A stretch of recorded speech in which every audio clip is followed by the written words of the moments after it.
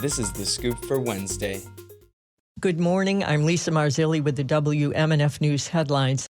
Former Education Commissioner and House Speaker Richard Corcoran, whom trustees installed as interim leader at New College, was chosen to be the school's permanent president yesterday. The move further solidifies a veritable conservative grip on the traditionally liberal arts school after Republican Governor Ron DeSantis appointed a majority of the Board of Trustees with conservative allies earlier this year, who ousted then-President Patricia Auker. WMNF's Chris Young reports that this comes amidst Governor Ron DeSantis' conservative transformation of the small honors college. The Board of Trustees met at New College for this election. Richard Corcoran is a former state House Speaker and state education commissioner. He emphasized a business plan during an August interview with trustees, outlining sweeping changes at New College. But the plan was called, quote, not financially viable by a University of Florida Business School faculty member. Trustee and student body president Grace Keenan presented survey info at the meeting that showed Corcoran as last on the list of students' preferred president. The top comment was that despite being interim president, he had not come to speak to the students, to open himself up for conversation about the presidential search his entire time as interim president, yet Dr. Fisher did. I don't think there is any excuse for that. And then we had a lot of concerns about communication, lack of trust, the housing situation, which I would describe, and I think we would all describe who experienced it, as chaotic, was unacceptable.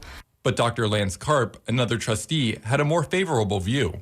I think he's done a great job getting us where we are today. I know things are not perfect where we are, and I know we have a lot of work going forward.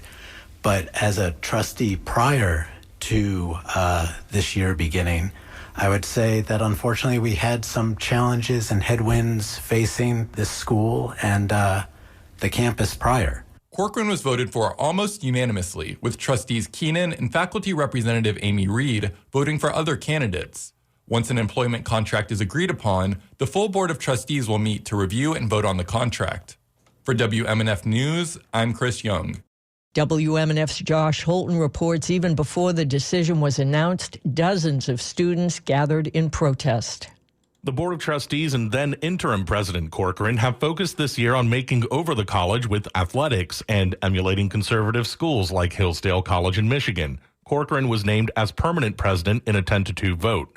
Gabby Batista is with Students Against Fascism in Education and said that new leadership is wasting money, such as when school funds paid for a flight for former President Donald Trump's COVID advisor and New College's commencement keynote speaker, Dr. Scott Atlas. Where's the money for faculty research?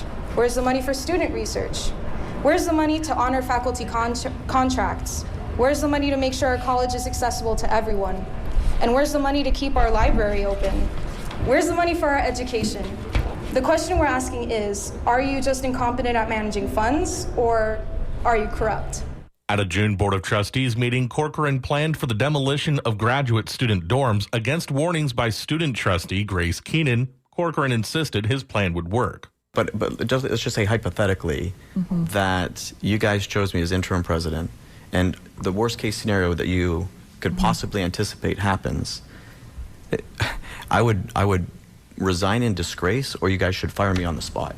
But as the school year began, about 200 students were told to stay in hotel rooms miles from campus, leaving the campus feeling empty, according to second-year student Xander Denner. Now that the worst thing imaginable has happened, and it has, and students are struggling because they've been forced out of their housing contracts and into off-campus housing, is this when you resign? And Denner feels lied to by Corcoran and the new board. The salary of being a professional liar is $699,000 with a gas stipend. This year, I found out that if given power, unethical people will use that power against those they're supposed to protect.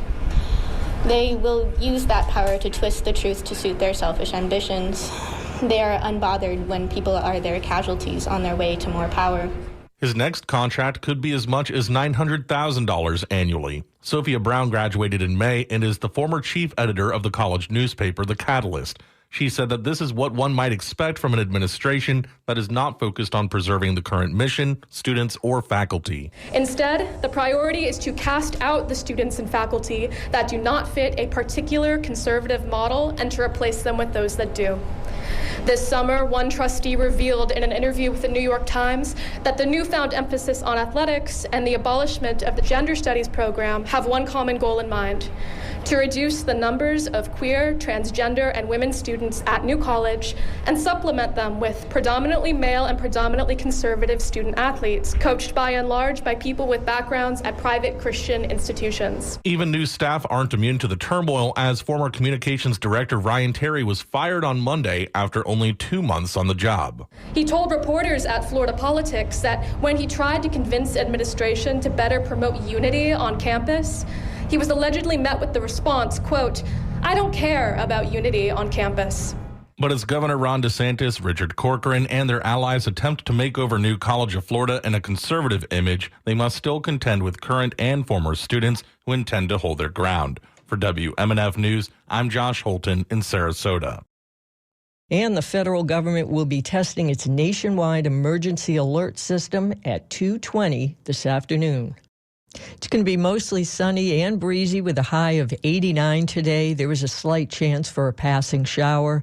Sunny and dry with a high of 90 on Thursday. I'm Lisa Marzilli with the WMNF News headlines. This is The Scoop, recorded at WMNF Tampa.